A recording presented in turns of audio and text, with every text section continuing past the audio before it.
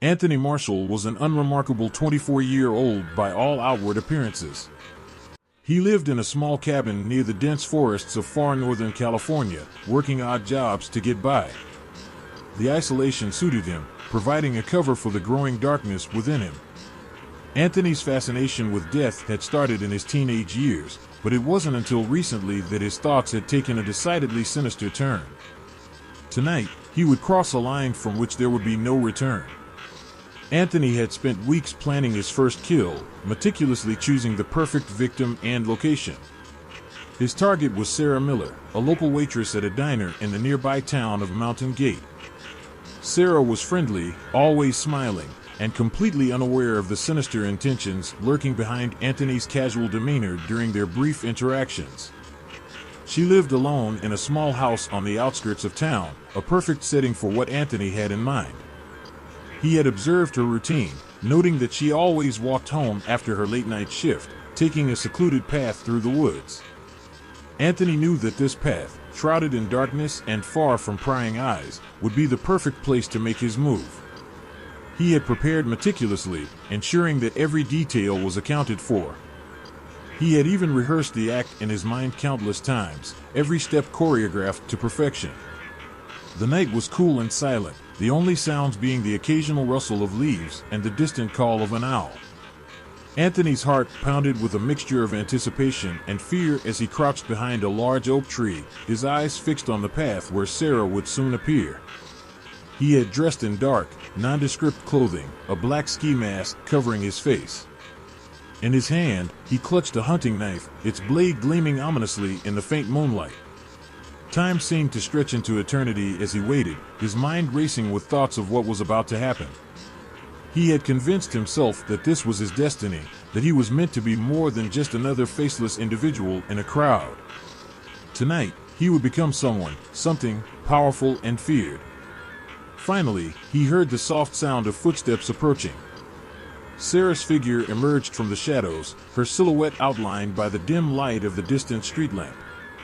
She walked with a sense of calm, unaware of the danger that lurked in the darkness.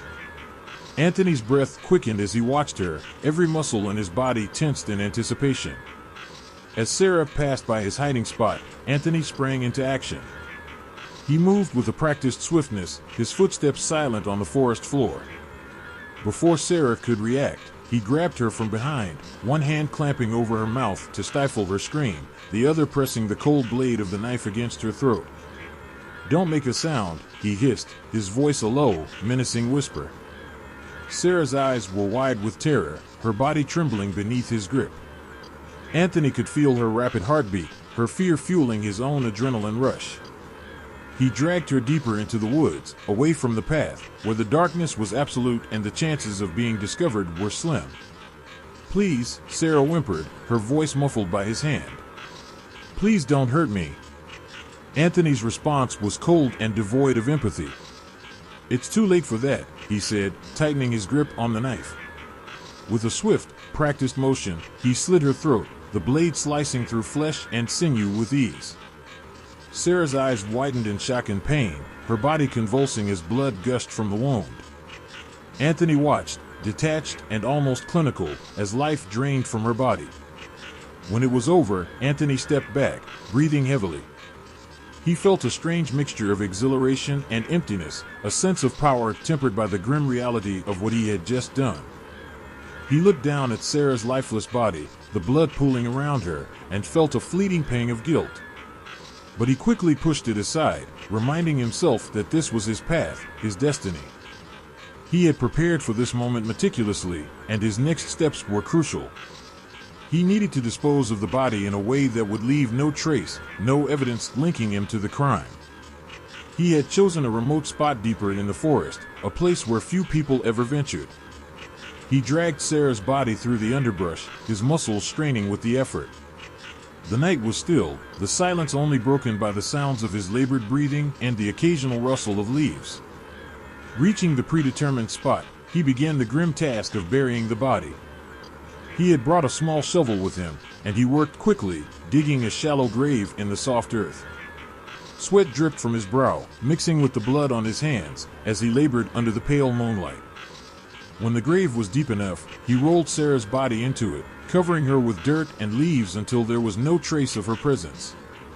As he stood over the makeshift grave, Anthony took a moment to reflect on what he had done. The reality of his actions was starting to sink in, the adrenaline giving way to a cold, hollow feeling in the pit of his stomach. He had taken a life, crossed a line that could never be uncrossed. But instead of feeling regret, he felt a strange sense of satisfaction. He had proven to himself that he was capable, that he could execute his plans with precision and detachment. But this was only the beginning. Anthony knew that the darkness within him would not be sated by a single kill. He had tasted the power, the thrill of taking a life, and he craved more. He would need to be careful, methodical, to avoid detection. But he was confident in his abilities, his meticulous planning and attention to detail. In the days that followed, the small town of Mountain Gate was thrown into turmoil. Sarah's disappearance was reported, and a search was launched. Anthony watched from the sidelines, feigning concern and offering help, all the while knowing that they would never find her. He had covered his tracks well, left no evidence behind. The townspeople were baffled, the sense of fear and uncertainty growing with each passing day. Anthony took a perverse pleasure in the chaos he had created, the knowledge that he had outsmarted them all. But he knew he couldn't stay in California forever. The risk of being caught was too great, and he had bigger plans. He would move on, find new hunting grounds in other towns, other states.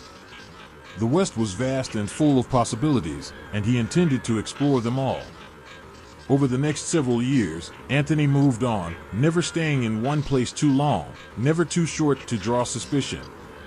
He perfected his methods, learning from each kill, becoming more efficient and elusive. His victims were chosen carefully, each one a reflection of his growing confidence and skill. He left no evidence, no trace of his presence, becoming a phantom that haunted the western states.